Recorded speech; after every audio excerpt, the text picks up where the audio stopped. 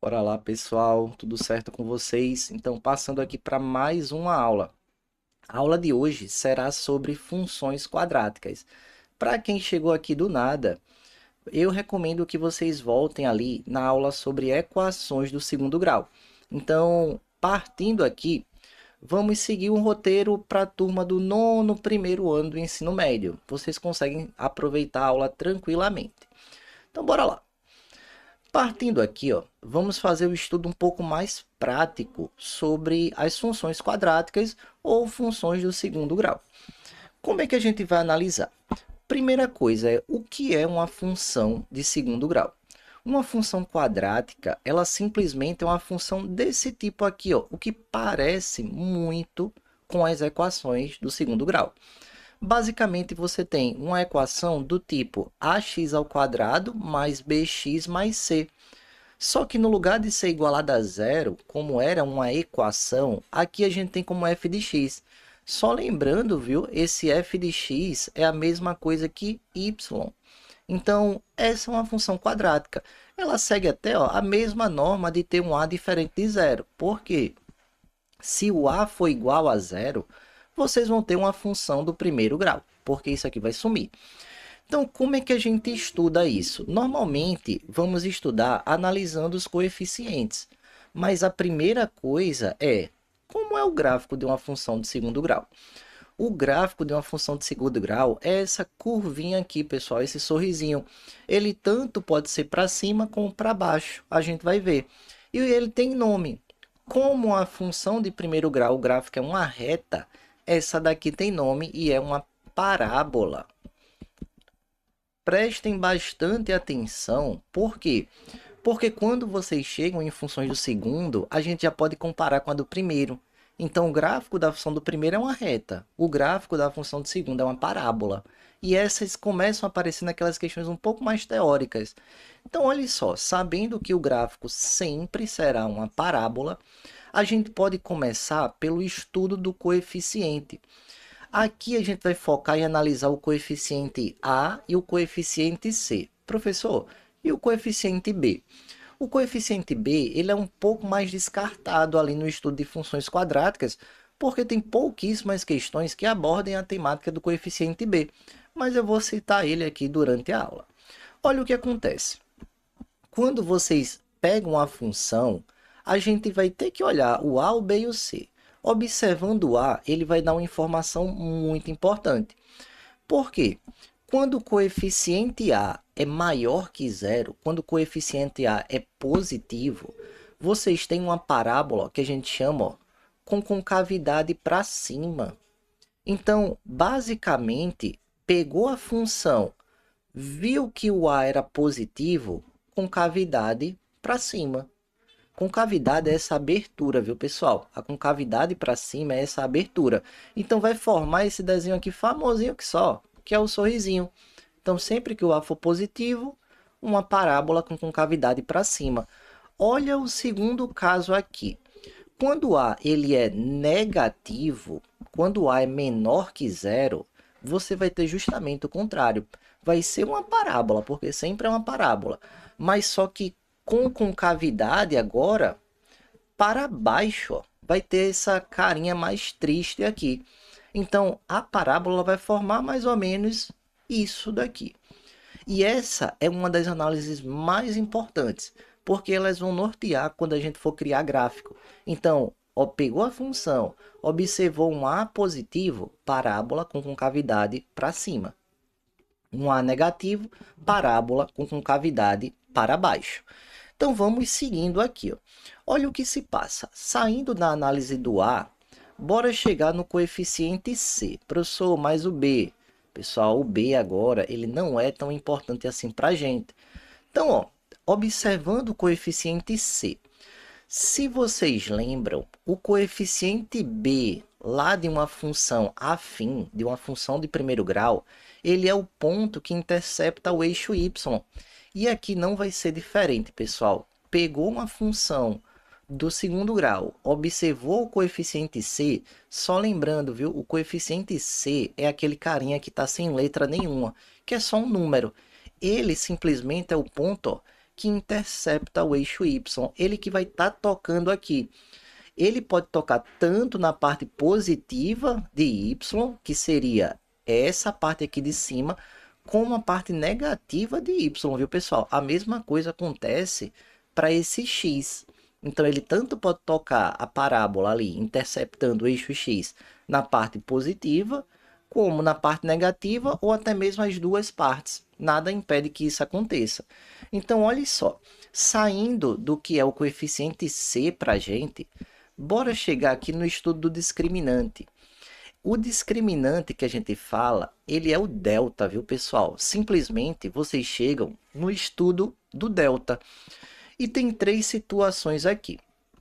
Para quem já está um pouco mais esperto lá de equação de segundo grau, vê que quando o delta é maior que zero, tem uma consequência. Igual a zero, outra. E menor que zero, outra. E aqui não vai ser nada diferente para quando a gente estuda função. Só que ele vai dar uma análise gráfica da situação. Então, olha o que acontece. Quando o delta era maior que zero, lá em equações quadráticas, vocês tinham uma situação que ele teria duas raízes reais e distintas. Era aquele x1 ou x2, ou x1 a linha, x2 linhas, depende do modo como o professor de vocês falam. Então, olha o que acontece aqui em ter um x1 e um x2. Ó.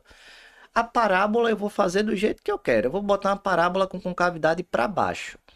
Se ele tem um delta maior que zero, ele vai ter aqui ó, um x uma linha e um x duas linhas, um x1 e um x2. Simplesmente são os pontos que interceptam o eixo x. E de novo, a gente chama de raízes da função.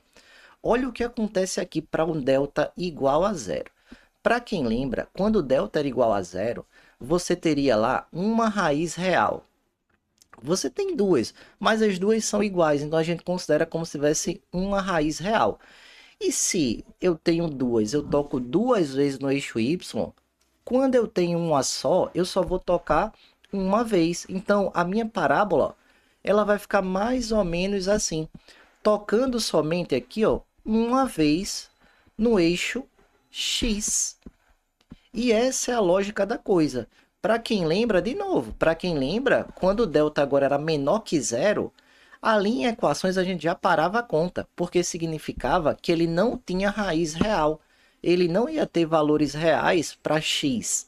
Então, o que acontece no gráfico? Quando você observa isso aqui no gráfico, vai ficar mais ou menos da seguinte forma. Se ele não tem raiz, se ele não toca no eixo x, então esse cara vai ter que ficar flutuando aqui. As opções são várias, viu? Eu vou botar uma das, ó. Todas aqui que vocês estão vendo é somente em uma situação.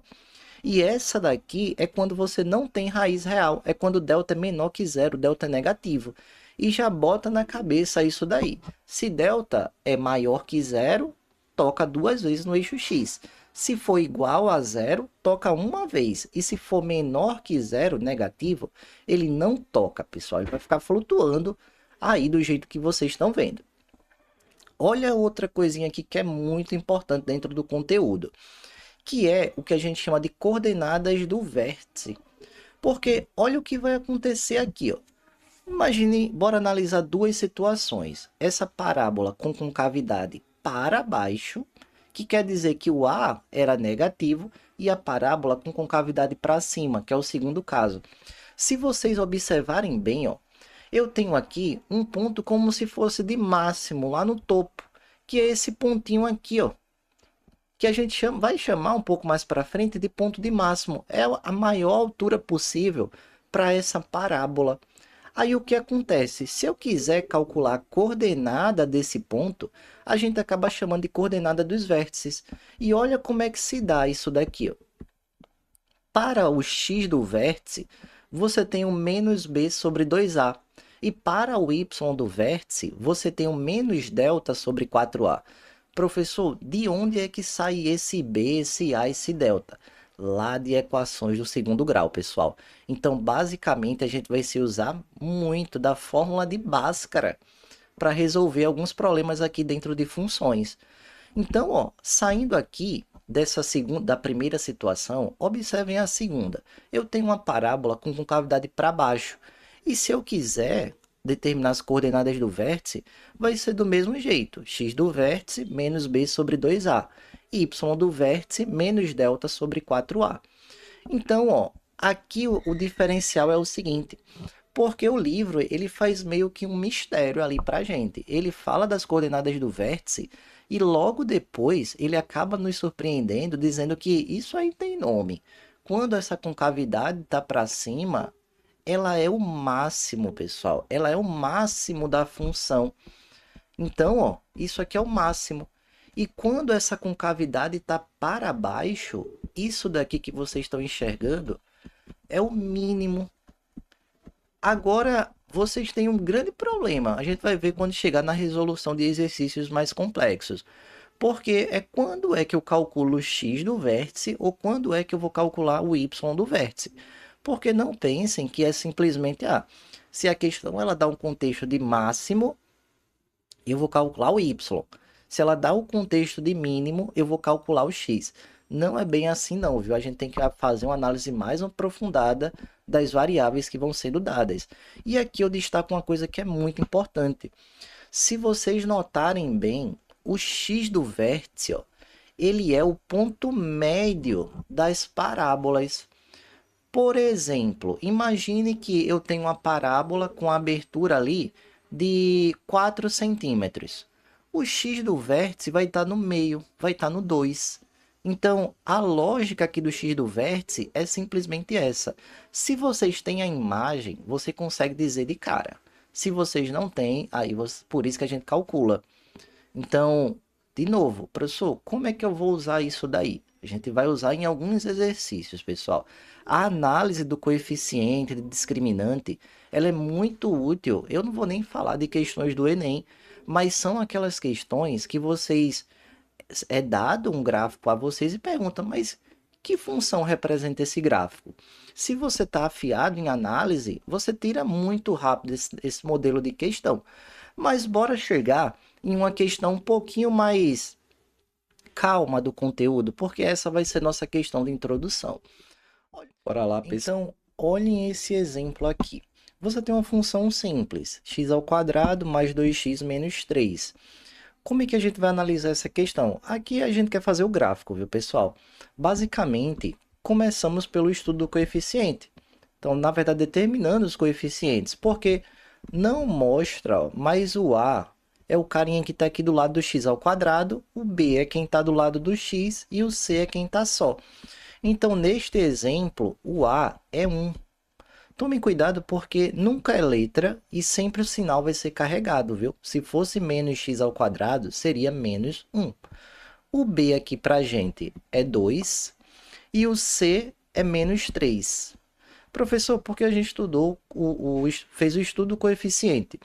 Porque só por esse comecinho eu já consigo determinar duas coisas que são fundamentais, que a concavidade da parábola é para cima, porque o A é positivo, e ele intercepta ali no eixo Y, ó, no menos 3.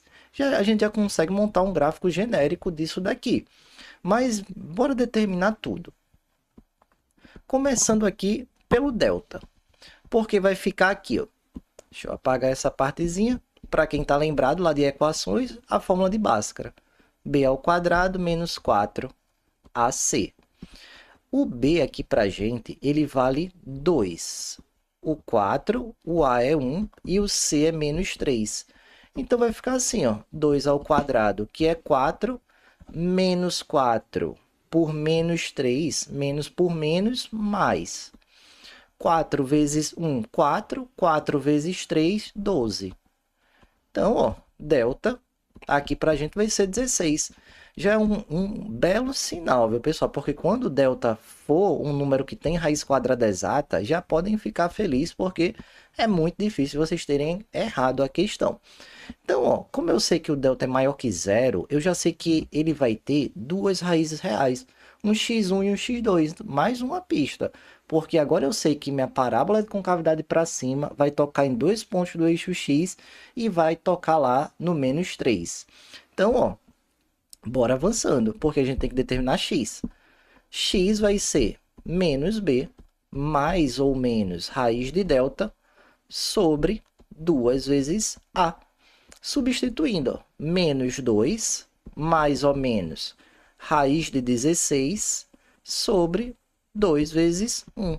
Continuando a conta aqui embaixo. Menos 2 continua, raiz quadrada de 16, 4, dividido por 2. Agora sim, aqui a gente vai partir para o nosso x1 e o x2. Lá vai, ó. O x1, normalmente a gente pega o positivo. Esse mais ou menos significa que vai ter uma solução somando e uma solução subtraindo. Então, vai ficar menos 2 mais 4 dividido por 2. E o meu x2 vai ficar menos 2 menos 4 dividido por 2. Que vai ficar da seguinte forma, ó. Menos 2 mais 4 dá 2 positivo. Sinais diferentes, subtrai e dá o saldo maior. E isso aqui vai dar 1. Aqui é a mesma coisa, sinais iguais agora, soma e repete o sinal. Menos 6. Menos 6 dividido por 2, menos, não mostra, viu pessoal, mas tem um mais aqui, ó. Menos por mais, menos, 6 dividido por 2, 3. Olha o que a gente encontrou aqui.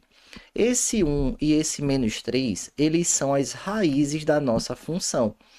Então, ó, só para completar, bora calcular também o x do vértice e o y do vértice. O x do vértice é menos b sobre 2a. O y do vértice é menos delta sobre 4a. E olha o que vai acontecer aqui, ó. O b, ele vale 2.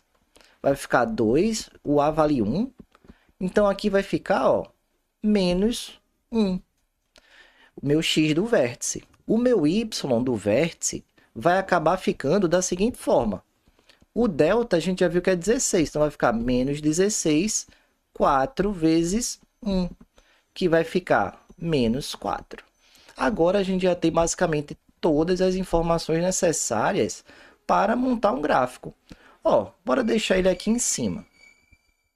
Traçar aqui no meio. Não vou deixar proporcional não, viu, pessoal? A gente vai fazer da forma que normalmente se faz dentro de sala de aula. A gente não está focado em uma simetria perfeita, focado em eficiência, resolver o nosso problema.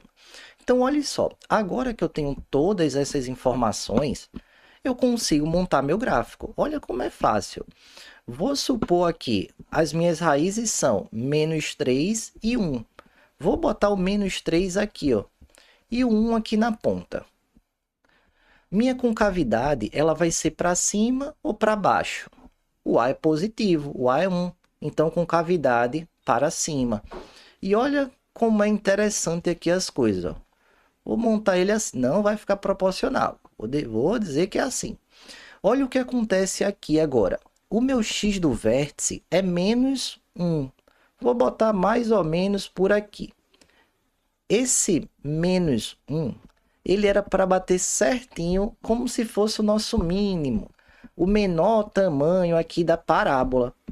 Deixa eu só melhorar para ficar um pouquinho mais coerente. Então, ó, menos 1. E o y vai ser menos 4. E essa daqui é o meu mínimo. É a coordenada do mínimo. Professor, não mostra, viu, pessoal? Mas como é que o menos 4 deu aí? E quem é que vai estar aqui? Não era para ser menos 3? É, viu, pessoal? O menos 3 está aqui para cima, ó. Não mostrou ele muito bem, porque eu fiz o desenho muito grosso, né? Então, você tem a determinação de um gráfico de uma função quadrática muito mais difícil do que uma função de primeiro grau. Não vou mentir, muito mais complicado. Mas é o que temos para fazer. Nas próximas aulas, a gente acaba vindo com as questões um pouquinho mais complexas. Então, deem uma atenção, observem o material que está na nossa plataforma e vamos para a próxima aula.